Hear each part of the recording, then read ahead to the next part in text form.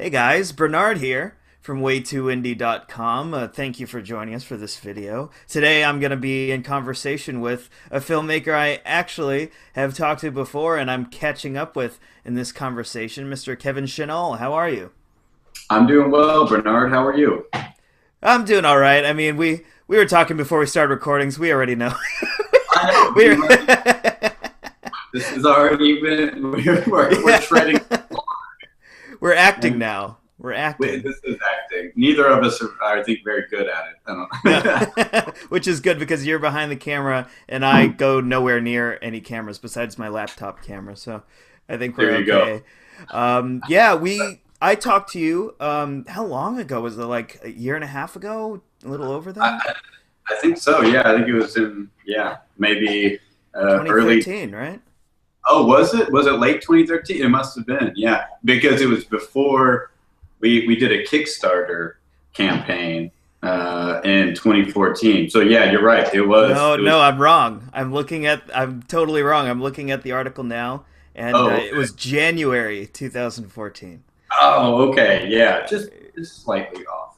Yeah, just by a bit. But that Yeah. article was about Kevin's film, Different Drum, which I liked quite a bit, and is now actually much more widely available for people to see, right? Right. Yeah, we're really happy to be working with Brink Vision, who's releasing the film on Amazon and Google Play and some other VOD outlets, which we're really happy about. And they're a great company. They kind of got their production start with Spun, which came out in the I think it was the late '90s with Jason Schwartzman, and that's how I knew about the company. And yeah, so we're really happy to be working with them. And just as a refresher for everybody, can you tell us a bit about the film and the story and the inspiration behind it?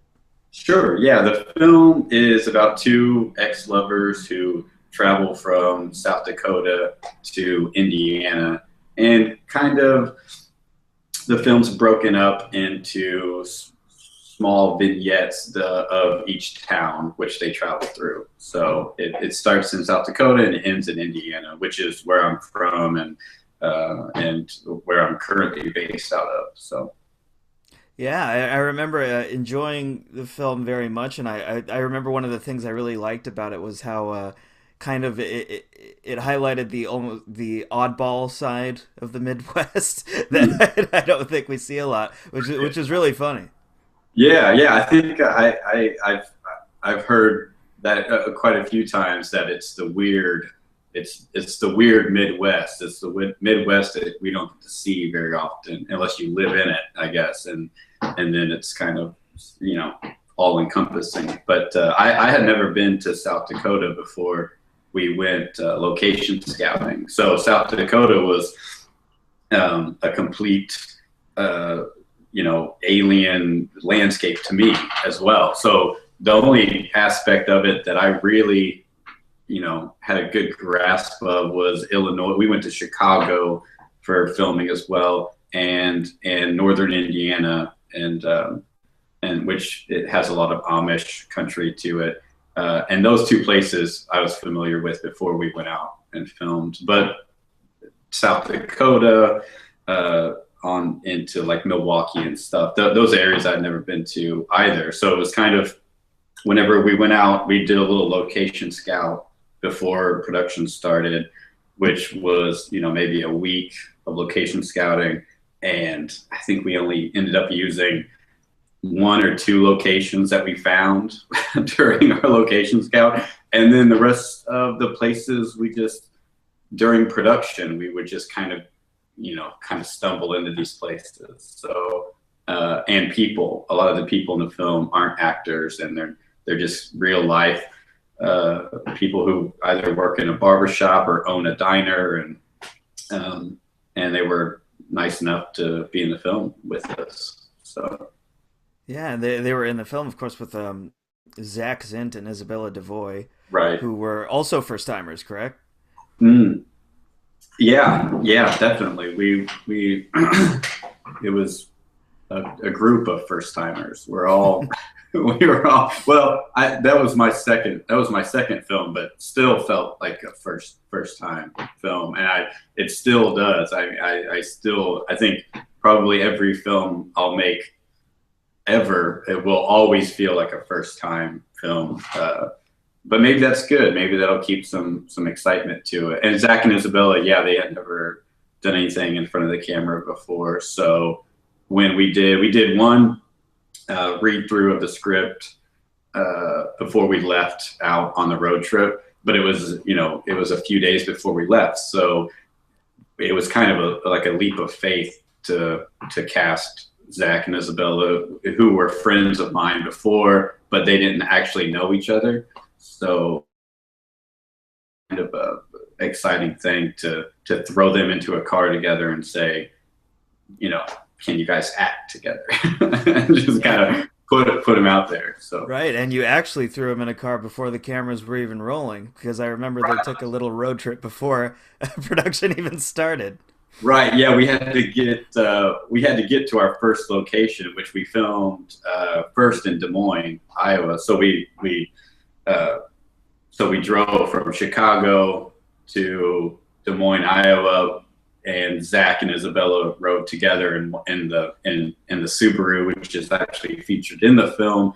And that car didn't have a working radio, and it was so it wasn't planned this way, but it sounds like it was, but it really wasn't. But it worked out great for them, I think, because they were kind of stuck in this car together, and they had to get to know each other, and they had to form this relationship, pretty quickly. So throwing them in a car together was a great way of doing it. I wish I could look back and go, well, yes, that was completely planned, but it wasn't at all. It just circumstances kind of helped that out. So hopefully that's, their past relationship it's not really spoken about in the film, but hopefully you can feel it somehow. And I think that's, due to their talents, but also to them being kind of stuck in a car, getting on each other's nerves. I think they did actually kind of annoy each other at one point, which is great, because that really, those characters, the way they're written, they do get on each other's nerves. So, yeah, so I think that worked out. That's good. It turned out great. And now let's talk about what's happened in the year, a little over a year since I talked to you. What's been going on with the film, and what's been going on with you as well in your career? Sure, sure. It's so wild to think about it, but it's been over 2 years since we completed the film, since the film was completely done, and yeah, a little over a year since we've spoken. And whenever we spoke, it didn't have distribution, and I think we were gearing up to start a Kickstarter campaign to try and release it ourselves, which ultimately we didn't meet our goal. So we weren't able to release it. And at that time, I just thought, wow, is this film just going to die like a slow death and be lost, and no one will ever see this thing? And luckily, Brink Vision, I reached out to quite a few companies, throughout the whole mix of it. But Brink Vision saw the film and liked it, saw something in it, that they wanted to release it. So that was almost right after the Kickstarter failed, and there was this kind of a sense of dread, like, well, the film's done, it's not going to be released. And almost right after that, whenever the sense of dread settled in, then Brink Vision stepped up and they said, hey, we want to release it. So luckily they stepped in. They just had kind of a full schedule for a really long time as to some other films that they were releasing. They release a lot of films on VOD, and they do some physical releases as well. But their schedule was kind of packed, so Different Drum kind of just went on the end of that schedule, and it was released April 7th on the VOD outlets that I mentioned already. but yeah, luckily they stepped up, and we're really happy to work with them on the release. The other things I've been working on, it's funny because we talked about neither one of us are actors are very good at it, but I actually wrote and directed a film that I was in, uh, Nice. called Lottie. It's spelled Lattie, and post production is going to start on that within probably the next 2 weeks or so. So hopefully within 6 months it'll be finished, and all the sound mixing will be done with it, and then we're going to try and get it out there to festivals and start the process on that. It's amazing how long it's been since the completion of Different Drum, and then this film, which was just we just shot it last month. So Wow. it's been like a long time just working on Different Drum, trying to get it out there, trying to send it to people, and trying to get it out into the world. Which is, guy like I spoke to Guy Madden gave me advice once, and the Canadian filmmaker. Yeah. He said to me, "Don't ever get stuck on on post production or marketing of a film or trying to get a film out there." He said, "Once a film's done, post production's done with it." He said, "Just go straight to your next project, or else you're going to get bogged down. You're going to get." Mm. I'm paraphrasing, obviously, but you're going to get trapped in this other film for too long. And that's exactly what I did. I got trapped in Different Drum for way too long, and then yeah, so it took a few years for me to even start writing or working on another project. So I'm going to try and take Guy Madden's advice and just continuously keep working on the next project. So. Well, okay, so that's really exciting. Congratulations on getting distribution for Different Drum. I'm happy. I'm really happy because I enjoyed your movie quite a bit, and I'm glad that more people are going to be able to see it. Yeah, Um, thanks, Bernard. I appreciate it. Yeah, and it's thanks to you that it makes it more visible. You writing about it and putting it on Way Too Indie. So that's great. Thank you. well, it's our pleasure. And we also, I look forward to covering your new film as well. Can you tell me a little bit about Lottie? Yes. Laddie. Is it Laddie? Yeah. Lottie is it's a little bit different. I feel like it's different. It's but I guess I guess I've felt that every film is different that I've written and directed. But this film is about a character who is kind of the last few days of his life. He is diagnosed with cancer, and he's going around kind of tying up loose ends, dealing with some inner family dramas and things like that. But yeah, it's the last few days of this main character, who's named Lottie, the last few days of his life. So that's kind of the simple synopsis of it. I haven't quite worked out a lengthy synopsis yet, but maybe I'll just stick with that. But it's kind of similar. Like David Lynch always has like the one sentence synopsis for his films. It's like "woman in trouble." Maybe it's could be Lottie in trouble or something to that effect. But Yeah, that sounds great. And I'm really happy that you've got something else coming out. What do you see for yourself as a young filmmaker? What do you see for yourself as far as what your career is going to be going forward? What would you like to either be known for or work on in the future? sure, I ultimately I would like to continue making films with my friends. The being such a small filmmaker, being located in Indiana where there's not a film infrastructure, there's nothing, there's no backbone for film here really. There's no industry for it. It's kind of really liberating and great because I'm just with my friends through Blackstrap Pictures, which is what we release our films under. We it's it's really great. There's absolutely no pressure on us to make films at all. And we don't answer to anyone. We just make the films that we want to make. The challenge with that is that they are all self-financed. So we don't have any investors with our films. So that's a it's a great thing being totally isolated, being totally like cut off from any type of outside influence. We're able to do what we want, to make what we want. I guess we kind of treat it more like painting or some other art form that, whereas you don't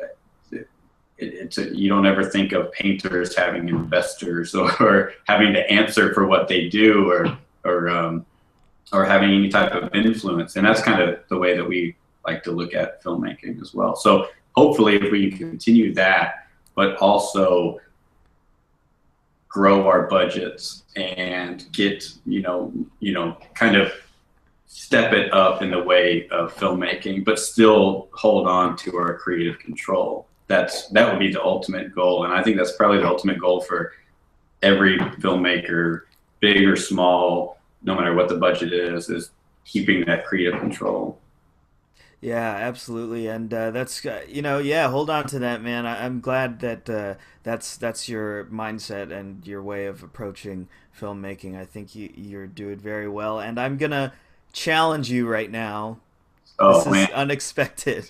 Okay. This might be. Let's see how this goes. But you said that you're next to your DVD collection. Oh, I'm not next to it, but it's in the other room. Oh, Yes. never. Okay. How about the okay? I can walk over there and grab something if you want. Yeah. What? Grab a movie. Yeah. Grab a movie that you think not enough people have seen Okay. and that you love, Okay. and I'll sing a song while you're gone. Okay. Boop, boop, boop, boop, boop, boop, boop, boop. This is the way too indie sign. The way too indie gang sign. This is taken by somebody else. This is probably also taken by somebody, or I think it's this. Maybe it's this. I don't know. We have to come up with a way too indie gang sign at some point, but maybe we can do that before Kevin gets back. That'll be a miracle. This maybe wrap the yeah, I like this with the thumbs hugging here, and yeah, wedding ring required for this gang sign. Way too indie.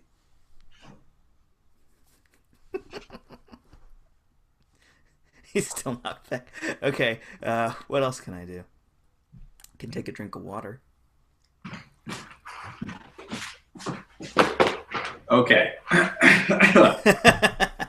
So, do I have to only have one? Because I've got four. Dude, do films. four. Do four. Four, all right? Okay. So, they're not even super underground films or anything like that, but some that kind of don't get talked about a lot, or at least in certain circles. But My Dinner with Andre Ah. is a fantastic film. VHS. You're kidding me. Right? Yeah, VHS. I don't have a DVD, but I saw it, so I was like, oh well, I have to grab this. This is a wonderful film. Almost shot entirely in one location in a restaurant, but starring Wallace Shawn and Andre Gregory.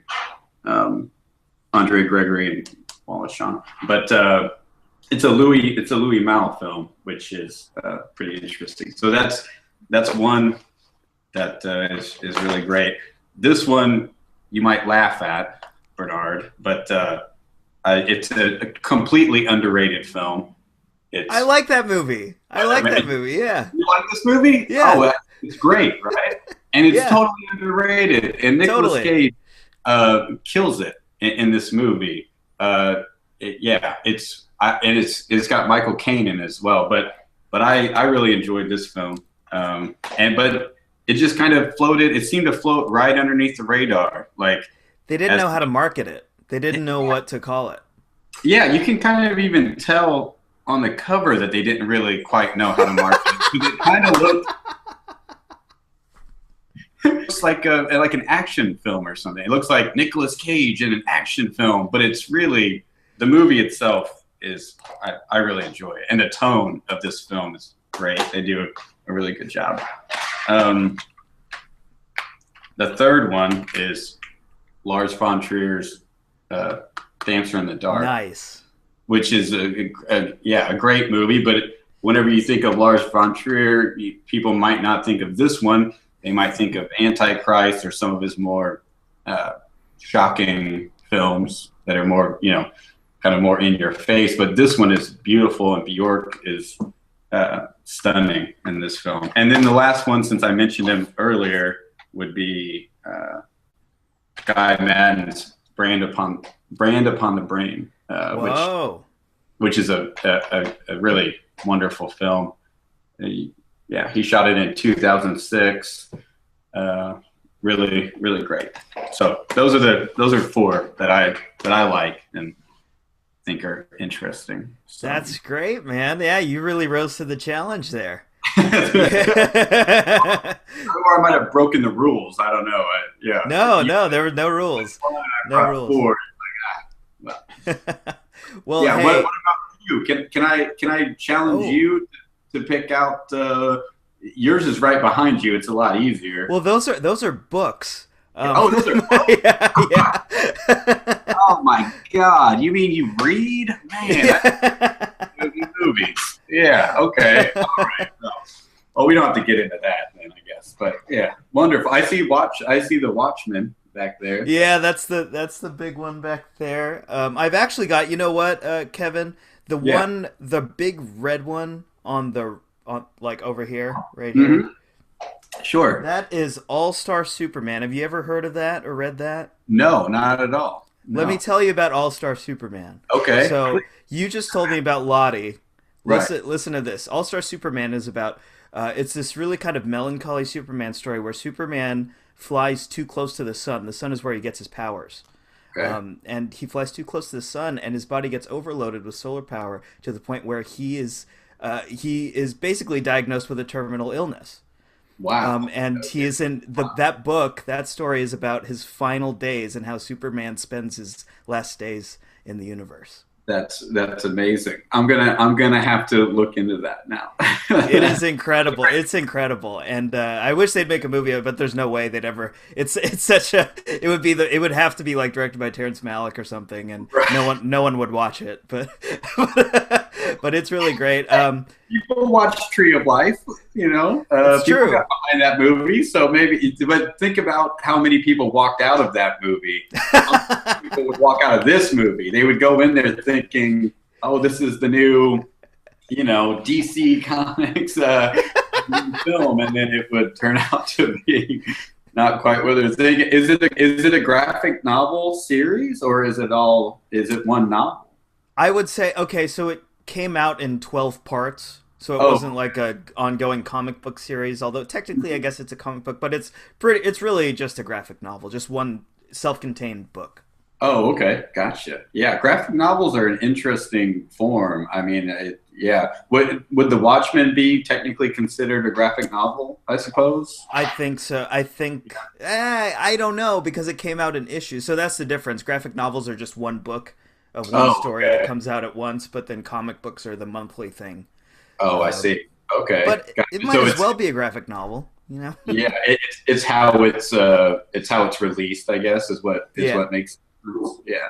Fantastic. I'm gonna have to look into that, because that sounds really cool. My brother's always giving me graphic novels to read and things like that. He's really into graphic novels and comics equally, but he's always giving me these things. He just gave me the Sandman, I think is one it's that right here.